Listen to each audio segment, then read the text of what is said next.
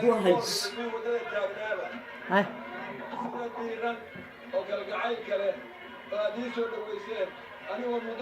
استوى أبال بله بس قصة هاي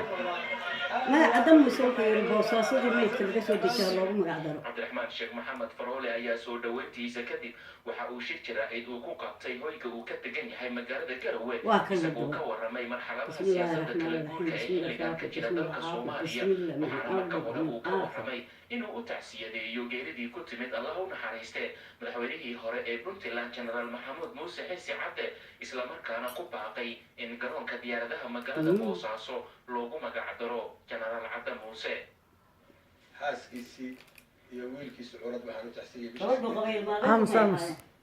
هذا لما نقعد بحنو تحسيني يميلي وتحسيني إلهي هون حريستو آمين ويسكيسينا إلهي قسم السي آمين. عروتيسي آمين يهلديسي أضغط بشبها واوين هذه آمين إسلام واقبوا به إن بس يحكي بينه وبين هذا حكومة يا شعب بنتي قلنا أنا ذلك الأمر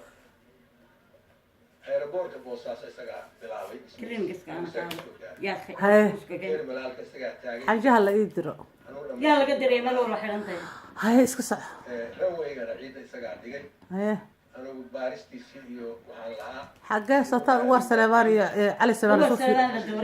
علي سليماني ور اسكو فيرسناي ما يلون الفضول اسكسع يا أخ haddii cid lagu maamuusayo isagaa xaq u leh in lagu maamuuso oo loo bixiyo maxamuud muuse xisi aeroboortka loo bixiyo madaxweynihii hore ee Puntland Cabdiraxmaan Sheekh